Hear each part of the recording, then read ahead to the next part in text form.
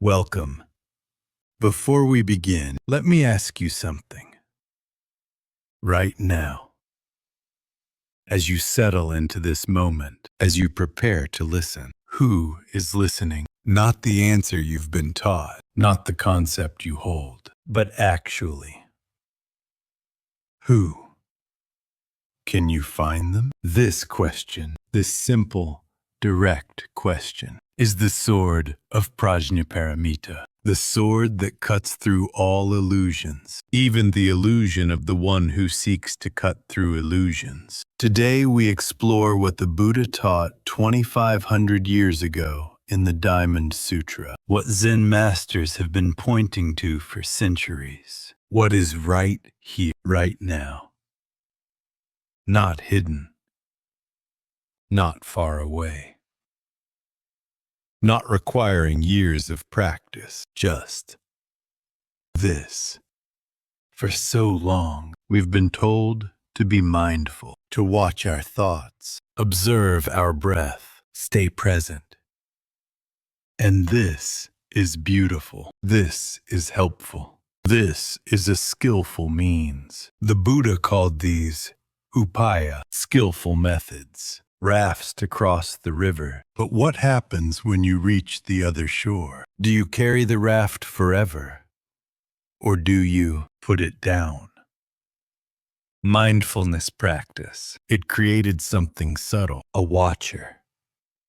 Someone who stands back and observes. There's the thought. And here's me watching it. There's the breath, and here's me aware of it.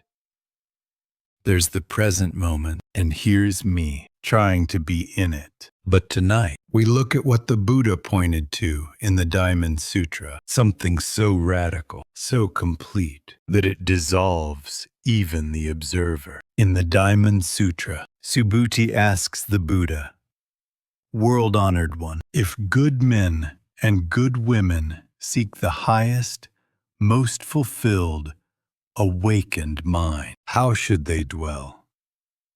How should they quiet their minds?" The Buddha responds with something extraordinary. He says, "All bodhisattvas should subdue their minds. Thus, of all sentient beings, whether born from eggs, from wombs, from moisture, or spontaneously, whether they have form or no form, I vow to liberate them all. Yet when vast, immeasurable numbers have been liberated, in truth, no being has been liberated. Why?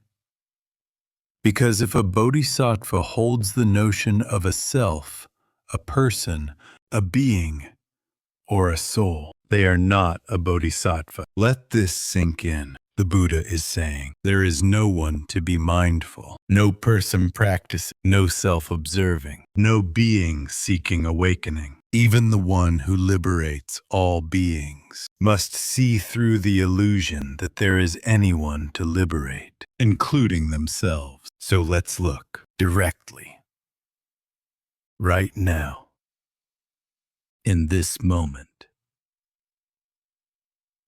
You've been practicing mindfulness, watching your breath,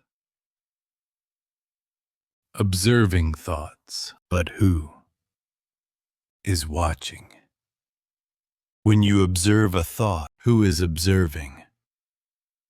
Really look. Is there someone there? Some separate observer standing back? Or is there just watching happening? Awareness occurring, with no one doing it. The sixth patriarch said, "From the beginning, not one thing exists, not even the observer." Look now. Where is the boundary between watcher and watched? When a sound arises, is there someone who hears it? Or just hearing? The Diamond Sutra says, "Past mind cannot be grasped. Present mind cannot be grasped. Future mind cannot be grasped. If even the mind cannot be grasped, how can the observer be grasped?" this observer, this witness, this one who is mindful. It's the final illusion, the most subtle, most convincing. Because it feels like progress, like awakening. To become the witness. And yes, this is skillful. This is the raft. But the Buddha tells us in the Diamond Sutra, even this must be seen through. Subhuti, when the Tathagata was with Dipankara, Buddha, did he attain anything? No, world-honored one. He did not actually attain anything. Even the Buddha attained nothing, because there was no one to attain anything. The observer is just another appearance in awareness, another thought, sensation, movement of consciousness. Not wrong, just empty. Empty of inherent existence. Like the Diamond Sutra says, all phenomena are like a dream, an illusion, a bubble, a shadow. Even the observer is like a dream. The Heart Sutra teaches us, form is emptiness. Emptiness is form. Form does not differ from emptiness. Emptiness does not differ from form. What does this mean? Everything you experience, including the experiencer, is empty of separate, independent existence. The thought is empty. The breath is empty. The body is empty. And the one watching all of this? Also empty. Not empty like a void, but empty like space. Space that allows everything to appear, but is not separate from what appears. The Heart Sutra continues. There is no eye, ear, nose, tongue, body, mind. No form, sound, smell, taste, touch, object of mind. No realm of sight. No realm of consciousness. And most importantly, no ignorance and no end of ignorance. No old age and death, and no end of old age and death. No suffering, no cause, no cessation, no path, no wisdom, and no attainment. No attainment. Because there is no one to attain anything, the one being mindful, watching the breath, seeking awakening. The Heart Sutra says they don't exist as separate entities. They are appearances in the vast, open, empty awareness that you already are. So where does this leave us? If there's no observer, no one practicing, no one to attain anything, what are we doing here? The Diamond Sutra answers, thus shall you think of this fleeting world, a star at dawn, a bubble in a stream, a flash of lightning in a summer cloud, a flickering lamp, a phantom, and a dream. Everything, including the spiritual path itself, is fleeting. The seeking, the practicing, the trying to get somewhere, it's all a dream. And here's the beauty. Here's the liberation. You can't arrive where you've never left. You can't find what was never lost. The Buddha said to Subhuti, what do you think? Does the Tathagata come from anywhere or go anywhere? No, world-honored one. The Tathagata does not come from anywhere, nor go anywhere. If the Buddha doesn't come or go, if awakening isn't somewhere else, then where is it? Right here. Right now. This, not this as a special state, not this as an attainment. Not this is the end of a journey, just this. Ordinary. unremarkable, ever-present reality. You, right now, listening to these words, breathing, existing. This is it. Not because you achieved something, not because you practiced enough, but because there was never anything else, never anyone separate, never anywhere to go, never anything missing. The sixth patriarch in the Platform Sutra had a realization that changed Zen forever. His teacher, the fifth patriarch, asked all the monks to write a verse showing their understanding. The head monk wrote, "The body is the Bodhi tree. The mind is like a clear mirror standing. Take care to wipe it all the time. Allow no grain of dust to cling. Beautiful, skillful. The path of gradual cultivation. Keep polishing the mirror.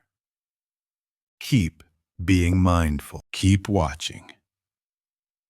But Huineng, the future sixth patriarch, wrote, "Bodhi originally has no tree. The clear mirror also has no stand. Fundamentally, there is not a single thing. Where could dust alight? Fundamentally, there is not a single thing. No observer to cultivate, no mirror to polish, no dust to remove. From the beginning, original purity, from the beginning, this." He's not saying, don't practice. He's saying, see what you are before practice, during practice, after practice. The ground that was never stained, never lost, never separate. Your original nature, not something you become, but what you've always been, right now. Before you think about it, before you try to understand it, what are you?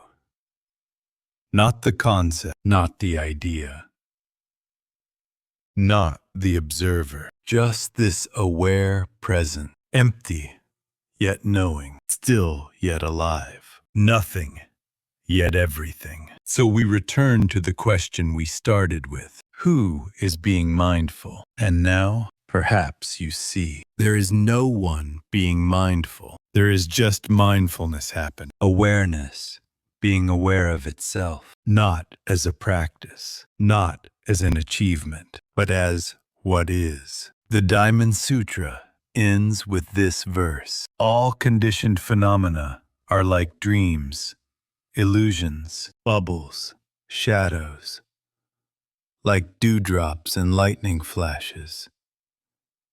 Contemplate them thus. Contemplate even the contemplator as a bubble, as a shadow. And what remains? This, just this. No words can reach it. No practice can attain it. No mind can grasp it. But it's here. It's always been here. It will always be here. Because it's what you are. Not the you think you are. Not the observer you've cultivated. But the awareness in which even that observer appears and dissolves. Let this settle. Let this land. Not in the mind, but deeper. In the silent knowing that needs no one to know it. The Buddha said, Subhuti, the Dharma I teach is like a raft. Even the Dharma must be relinquished. How much more so that which is not the Dharma? Even these words, even this teaching, even mindfulness itself must be let go. What remains? Look now. Not with your mind, but with what's before mind. What do you find? Nothing? Everything? This? Yes, this, beyond words, beyond concepts, beyond even awareness itself. Just this. Already complete, already home. Already what you've always been. Form is emptiness. Emptiness is form. The observer is empty. Emptiness is observing. And here, in this vast, open, boundless space, everything arises, everything dissolves, and nothing has ever moved. Thank you for listening. May all beings recognize their true nature. May all beings rest in the ground of being. May all beings see they were never separate, never lost, never other than this. Gate, gate, Pāragate, Parasamgate, Bodhi Swaha. Gone, gone, gone beyond, gone altogether beyond. What awakening!